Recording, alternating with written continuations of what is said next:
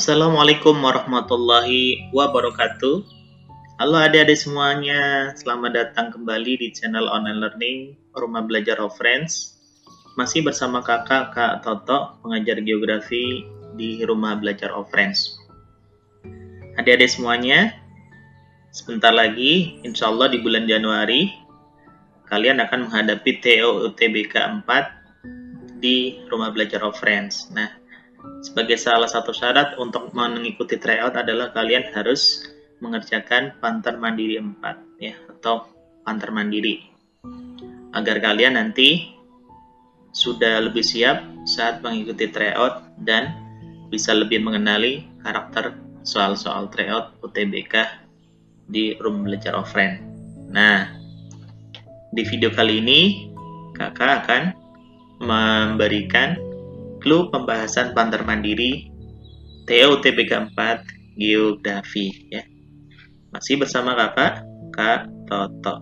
Nah, langsung saja kita ke soal Panter Mandiri yang pertama.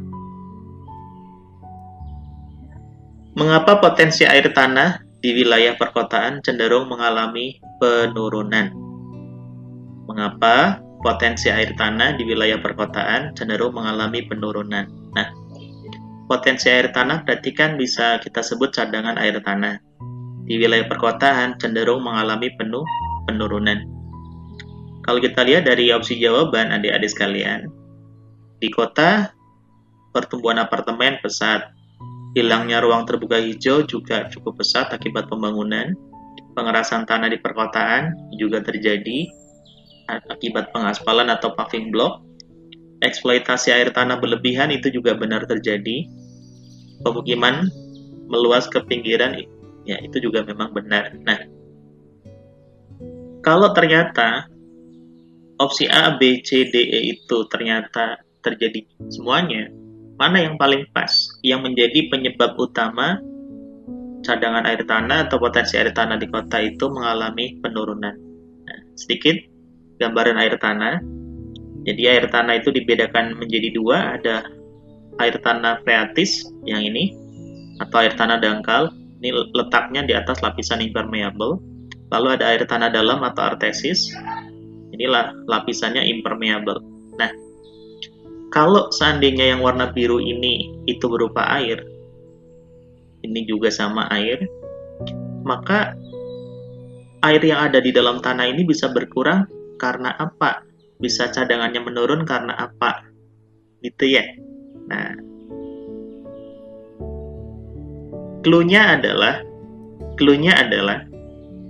ibarat ada air dalam tanah, kemudian jumlahnya berkurang, penyebabnya pasti satu hal. Ya, penyebabnya pasti satu hal. Sama seperti botol di dalam aqua yang tadinya penuh, kalau kemudian menjadi berkurang, itu gara-gara diapain? Nah, kira-kira bisa jawab ya? Bisa jawab. Kita lanjut ke nomor 2. Dalam kajian hidrosfer, perairan di muka bumi secara garis besar terdiri atas hidrosfer. Kita tahu ya, Dek, hidrosfer itu lapisan perairan di muka bumi. Nah, lapisan perairan di muka bumi, kalau ditanya secara garis besar, kita bisa lihat dalam gambar ini. Di sini ada es nanti mencair masuk ke sungai ya. Sungai atau terinfiltrasi ke dalam tanah. Nanti ujung-ujungnya lari ke laut. Nah, dengan demikian berarti kalau ditanya secara garis besar perairan di muka bumi ya pasti bisa nebak dong. Perairan mana dan perairan mana gitu ya. Oke, kita lanjut. Hewan yang dapat dijumpai di Kepulauan Wales. Perlu kalian tahu deh, Kepulauan Wales itu yang mana? Kita lihat petanya. Di sini ada garis Wales. Di sini ada garis Weber. Nah, ternyata yang dinamakan wilayah Kepulauan Wales itu adalah di Indonesia bagian tengah. Jadi,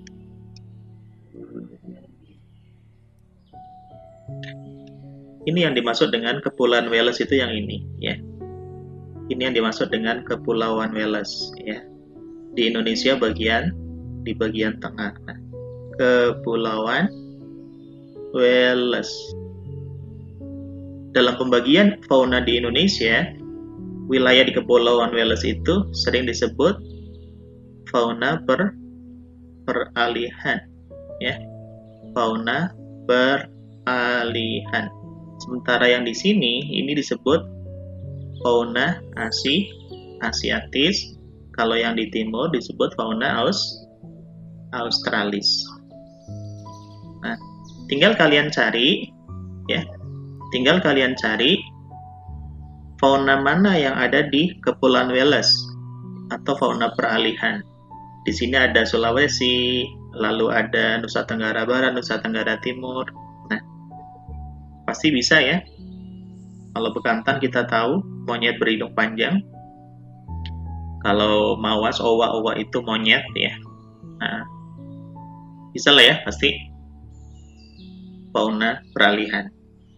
Kita lanjut ke nomor 4. Bison kutub itu dapat berkembang dengan baik di wilayah Kanada Utara karena terdapat ekosistem. Nah, kalau kalian pengen tahu bison, nah ini gambar bison ya. Mirip-mirip banteng, tetapi bulunya tebal. Nah, kalau di sana kita tahu ya, bison atau banteng ini mirip banteng itu herbivora atau pemakan rerumputan atau semak belukar. Nah, aku udah ngasih clue ya. Nah, yang paling penting adalah Kanada Utara ya. Kanada Utara itu daerah yang berbatasan langsung dengan Arktik, Kutub Utara. Nah, kalau di Kutub Utara, kira-kira nih, ada nggak hutan cemara? Kira-kira ada nggak padang lumut? Kira-kira ada nggak gurun dingin? Kira-kira ada nggak padang rumput? Kira-kira ada nggak semak belukar di Kanada Utara yang dekat Kutub Utara? Lalu setelah kita cari, kira-kira makanan apa namanya? Bison itu yang paling pas mana? Misalnya tadi kakak bilang makanannya bisa semak belukar, bisa rumput. Nah, di Kanada Utara ada nggak padang rumput? Di daerah gurun, di daerah dekat kutub, ada nggak semak belukar? Kan gitu. Ada nggak hutan cemara? Nah, misalnya saya jawab. Kita lanjut, nomor 5. Bentuk piramida penduduk di Indonesia cenderung lebar di bagian bawah. Nah, karena kita lihat nih, contoh piramida penduduk Indonesia tahun 2017 ya, menurut umur dan jenis kelamin. Nah, kalau kita lihat deh, ini nunjukin umur nih, ya. Yang ini menunjukkan umur. Nah, itu ya. Kemudian, kalau di sini sebelah kiri bisa laki-laki, di sebelah kanan bisa perempuan. Nah, kalau kita lihat lebar di bagian bawah itu maksudnya yang ini deh, ya. Yang kakak arsir nih, lebar di bagian bawah itu yang ini. Artinya, penduduk yang usianya berapa ini? Usianya, kalau di sini aja 5-9 ini, nah berarti di sini kurang dari 5 ya. Kurang dari 5 nih. Misalnya lebih kecil dari 5 tahun. Oleh karena itu berarti jumlah penduduk yang usianya kurang dari 5 itu paling banyak karena alasnya paling lebar. Nah, penyebabnya apa? Kalau yang usianya kurang dari 5 tahun atau yang balita itu lebih banyak jumlahnya, berarti penyebabnya pasti bisa ditebak ya, bisa dijawab. Oke, kita lanjut ke nomor 6. Jumlah penduduk Indonesia yang besar bersama-sama berpotensi ya. Berpotensi itu berarti bisa menjadi peluang atau menjadi kesempatan secara bersama-sama. Berarti ada dua hal. Nah, ini gambaran penduduk. Secara bersama-sama berarti penduduk yang besar itu bisa jadi apa dan bisa jadi apa. Nah, clue-nya adalah yang namanya industri ya. Yang namanya industri itu pasti dia akan membutuhkan bahan baku, ya kan? Bahan baku. lalu kemudian butuh tenaga kerja. Nah, lalu pasar. Pasar di sini bukan pasar tempat jual beli ya, Dek, yang dimaksud. Pasar di sini adalah konsumen. Nah, kemudian industri juga butuh transportasi, ya kan? Nah, terus industri juga butuh energi. Nah, terus industri juga butuh kewirausahaan atau entrepreneurship, ya. Kewirausahaan. Nah, kalau kita lihat, ketika jumlah penduduk Indonesia yang besar, dari faktor yang harus dipenuhi dalam industri itu, yang menyangkut manusia atau penduduk kan pasar atau konsumen, tenaga kerja, dan kewirausahaan kan. Jadi, kalian tentu bisa memilih yang paling pas yang mana. Kemudian yang ketujuh, negara yang akan mengalami pengurangan luas daratan akibat global warming.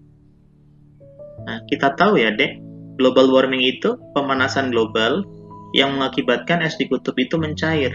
Ketika es di kutub mencair, maka cairan atau airnya itu akan menuju ke laut sehingga volume air laut naik atau permukaan air laut naik. Nah, ketika permukaan air laut naik, maka potensi banjir di negara-negara di dunia ini sangat besar. Nah, kalau dikaitkan dengan soal negara yang mengalami pengurangan luas daratan, itu berarti di negara itu luas daratannya akan hilang karena terendam banjir. Nah, negara mana yang potensi terendam banjirnya itu besar? Tentunya negara-negara yang memiliki daratan yang di tepi laut yang tinggi daratannya itu lebih rendah dari permukaan air laut. Nah, negara manakah itu? Negara yang wilayah daratnya lebih rendah dibanding laut. Gitu. Apakah Cina? Kita tahu Cina itu negara daratan luas, Rusia juga, Filipina, Kepulauan Laos, atau Belanda. Nah, kalau Belanda di sana ada banyak ini ya, ada banyak tanggul ya di tepi laut. Nah, kira-kira buat apa ya? Nah, bisa kan ya? Kata kuncinya adalah wilayah yang mengalami pengurangan luas daratan, bisa wilayah yang pulaunya tenggelam, atau daratannya lebih rendah daripada tinggi air laut. Silakan dicari. Nah, yang kedelapan adalah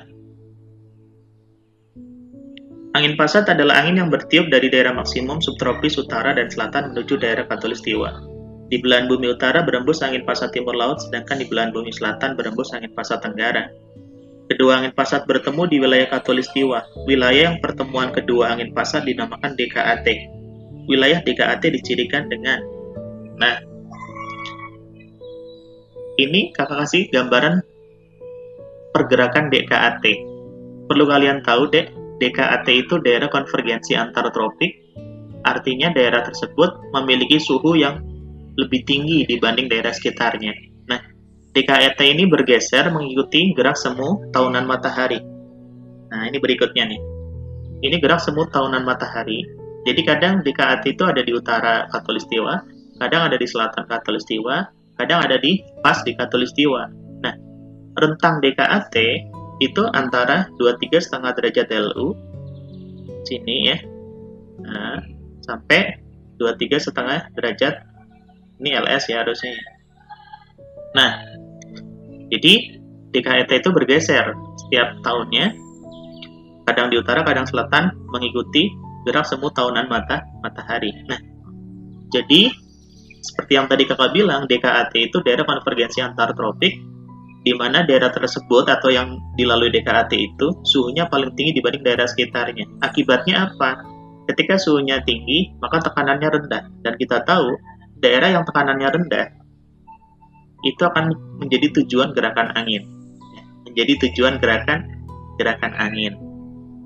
Nah, dari clue itu, kira-kira bisa ya nebak jawaban yang paling pas yang mana? Oke. Kita lanjut. Nomor 9. Tsunami yang terjadi di Indonesia sebagian besar disebabkan oleh gempa-gempa tektonik di sepanjang zona subduksi. Nah, ingat, zona subduksi itu zona tunjaman. Ya, zona tunjaman. Nah, kalau zona tunjaman, berarti ini pasti antara dua lempeng.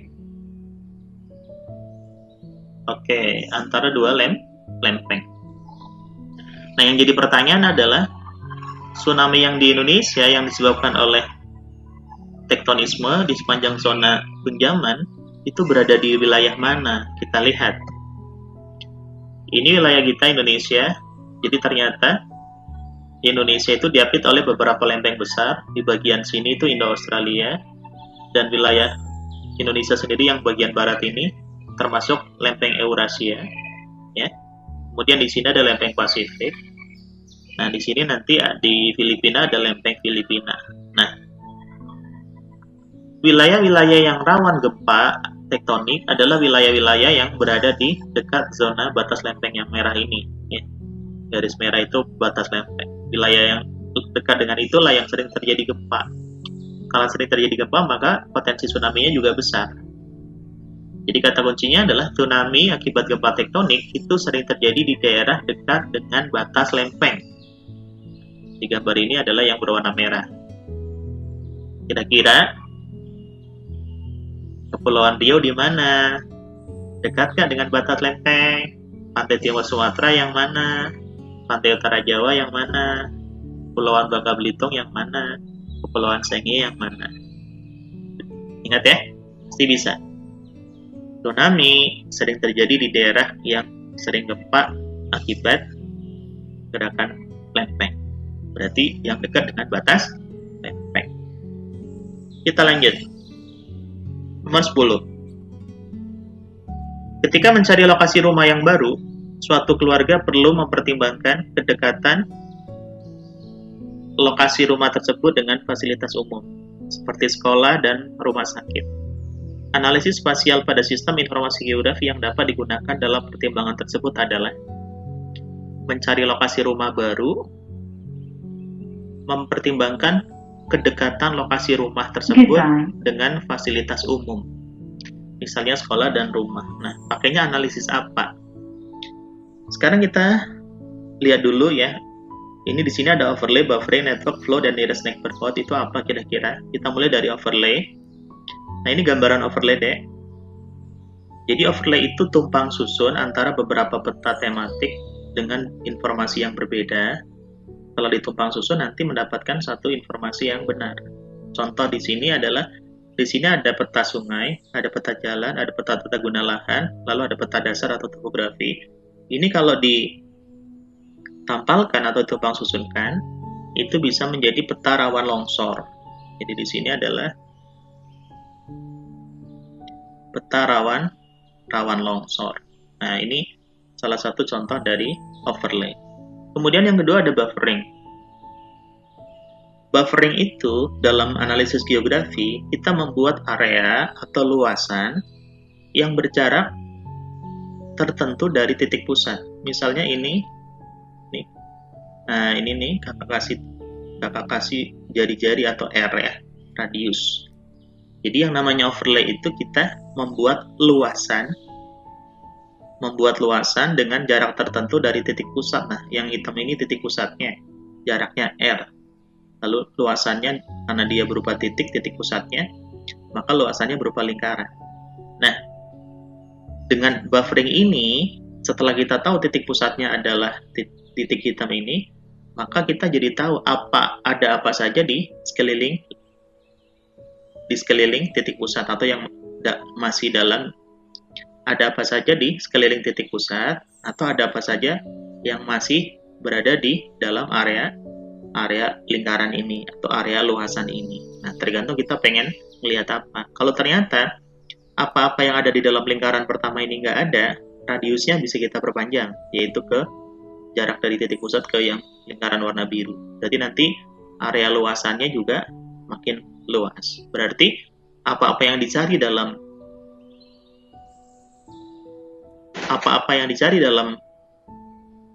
wilayah lingkaran biru ini berarti makin banyak, dan seterusnya. Kemudian yang ketiga adalah, ini adalah network. Network itu jaringan. Nah, jaringan itu hubungan antar titik dan antar garis. Misalnya jaringan jalan, jaringan kabel telepon, jaringan kabel listrik, ya, jaringan pipa minyak, pipa gas, dan seterusnya. Kemudian di sini ada analisis flow. Flow itu aliran. Aliran berarti dari pergerakan dari satu titik ke titik lain. Untuk menunjukkan pergerakan, simbolnya adalah simbol garis pakai tanda panah. Nah, tanda panah itu menunjukkan arah.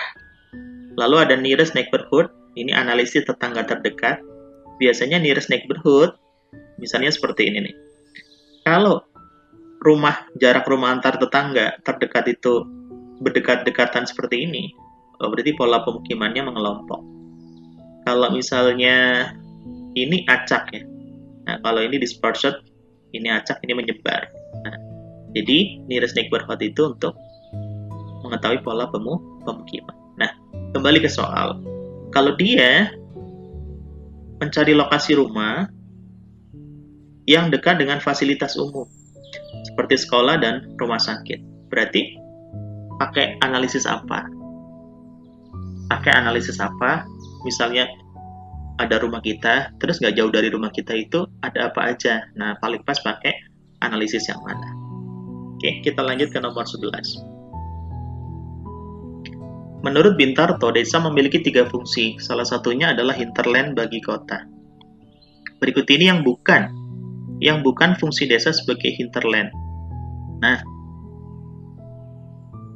kita tahu kan, Dek, yang namanya hinterland itu secara etimologi atau asal kata itu artinya daerah belakang.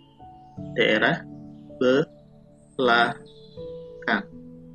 Nah, misalnya ini pusat kota, ya.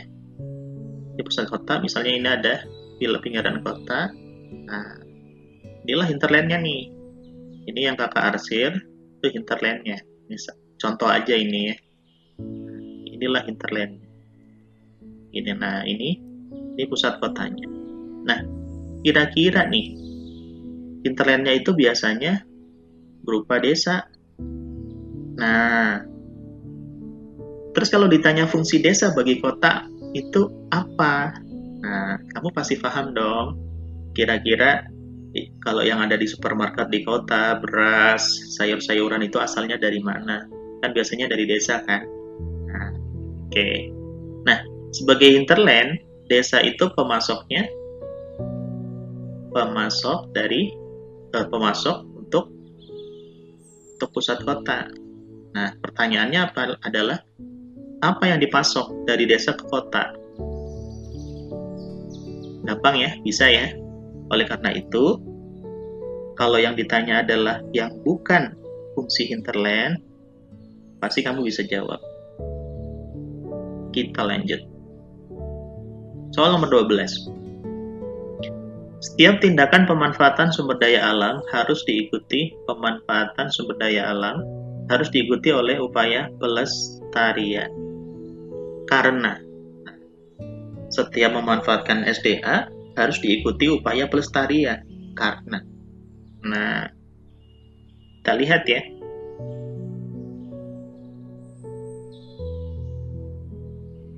Lestari, ya. Lestari itu artinya apa sih? Lestari itu artinya awet, ya. Lestari itu artinya awet atau kekal, ya, atau terjaga, kan gitu ya. Nah, kata karena itu berarti kan sebab ya. Jadi kenapa pemanfaatan sumber daya alam itu harus diikuti upaya pelestarian? Dengan kata lain, meskipun dimanfaatkan, SDA itu harus dilestarikan. Dilestarikan itu berarti biar awet, kekal, dan terjaga. Nah, kalau gitu berarti kalau SDA itu meskipun dimanfaatkan agar tetap terjaga, kekal, awet itu maksudnya biar apa? Kenapa biar awet? Nah, kenapa biar lestari? Terjaga, awet, lestari. Nah, kira-kira kenapa perlu diawetkan? Kenapa perlu dilestarikan? Kenapa perlu tetap dijaga? Nah, kalau kata awet berarti tahan lama. Tahan lama berarti nggak cepat habis. Nggak cepat habis berarti bisa dimanfaatkan untuk generasi yang akan datang. Kan gitu logikanya. Oke, jadi masih bisa ya untuk nomor 12. Oke. Sekian saja clue dari kakak. Semoga bisa membantu mensimulasi atau membantu nyolek ya pikiran kamu agar lebih berkembang. Tentunya karena ini clue bukan jawaban ya. Kalian jangan berharap dapat jawaban. Yang namanya clue itu berarti kan sedikit pengantar ya. Intro biar kalian itu jadi ngeh, oh itu toh gitu. Selamat mengerjakan Panter Mandiri 4 dan semoga bermanfaat video ini. Sampai ketemu lagi di video-video selanjutnya. Saya ucapkan terima kasih. Assalamualaikum warahmatullahi wabarakatuh.